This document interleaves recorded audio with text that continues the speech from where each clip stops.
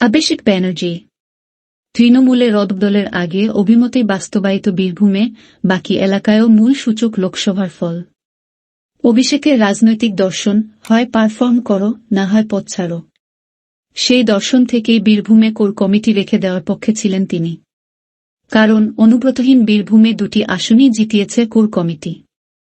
তৃণমূলের সেনাপতি অভিষেক বন্দ্যোপাধ্যায় স্পষ্ট বলে দিয়েছেন, লোকসভার ফলাফল দেখে সাংগঠনিক এবং পুরসভার স্তরে প্রশাসনিক রদবদল হবে। তৃণমূলের সেই আনুষ্ঠানিক রদবদল এখন সময়ের অপেক্ষা।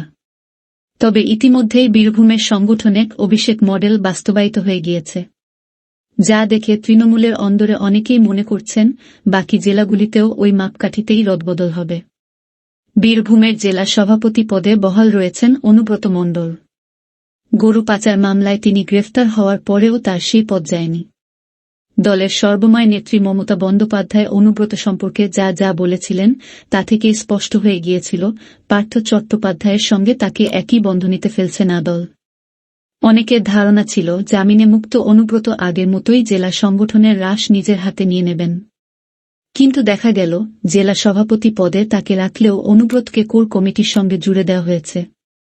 কারণ কোর কমিটি লোকসভা ভোট করেছিল এবং বীরভূমের 2টি আসনই তৃণমূল জিতেছে, তাও গতবারের চেয়ে ব্যবধান বাড়িয়ে।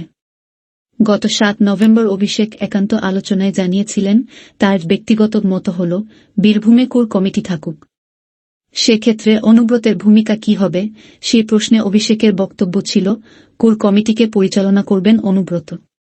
কিন্তু বাস্তবে দেখা গেল অনুব্রত অতীতে যে ঢঙে সংগঠন চালাতেন সেই ব্যবস্থাই কার্যত তুলে দেওয়া হল। কোর কমিটি সিদ্ধান্ত নেওয়ার অধিকারী হয়ে গেল। তবে অনুব্রতকে সেই কমিটিতে নেওয়া হয়েছে, যার নেপথ্যে অভিষেকের সাংগঠনিক নকশার ছাপি দেখছেন দলের অনেকে।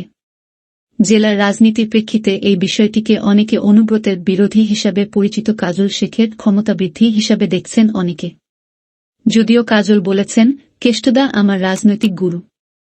আমরা সবাই মিলে বীরভূমে তৃণমূলকে আরও শক্তিশালী করব। তৃণমূলের সকলেই জানেন অভিষেকের রাজনৈতিক দর্শন হল হয় পারফর্ম করো, না হয় পথ ছাড়ো। সেই দর্শন থেকেই বীরভূমে কোর কমিটি মডেল রেখে দেওয়ার পক্ষে ছিলেন তিনি। কারণ সাংগঠনিক যে কাঠামো অনুব্রতহীন বীরভূমে 2টি আসন জিতিয়েছে, ব্যবধান বাড়িয়েছে, এখন যদি সেই ব্যবস্থা তুলে দেওয়া হয় তাহলে ভুল বার্তা যাবে। তাছাড়া অনুব্রত না থাকায় জেলার রাজনীতির পুরনো সমীকরণও বদলে গিয়েছে। একদা যারা অনুব্রতের লোক হিসেবে পরিচিত ছিলেন তারাও অন্য নেতাদের অনুগামী হয়ে রাজনীতি করেছেন গত 2 বছর। অনুব্রতের পুরনো যে বাহিনী ছিল সংগঠনে তাও ভেঙে গিয়েছে। ফলে অনুব্রতকেই নতুন ব্যবস্থার সঙ্গে খাপ খাইয়ে নিতে হবে। প্রসঙ্গত গত 2-1 জুলাইয়ের মঞ্চ থেকে অভিষেক জানিয়েছিলেন, লোকসভায় যেখানে যেখানে খারাপ ফল হয়েছে সেই সমস্ত পুর এলাকায় প্রশাসনিক স্তরে রদবদল হবে। সেই সূত্রে কমবেশি 7-0টি পুরসভা ও পুর নিগমে আপাতত বাদ থাকছে কলকাতা। চেয়ারম্যান, ভাইস চেয়ারম্যান পদে রদবদল হতে পারে। অভিষেক এও জানিয়েছেন যে অক্টোবরে আমেরিকা যাওয়ার আগেই তিনি নেত্রী মমতার কাছে রদবদল সংক্রান্ত তার প্রস্তাব দিয়ে গিয়েছিলেন। উপনির্বাচনের ফল ঘোষণা হলেই সেই রদবদলের আনুষ্ঠানিক ঘোষণা করে দেওয়া হতে পারে। বেশ কয়েকটি সাংগঠনিক জেলায় সভাপতি পদেও রদবদল হবে বলে অভিষেক জানিয়েছেন।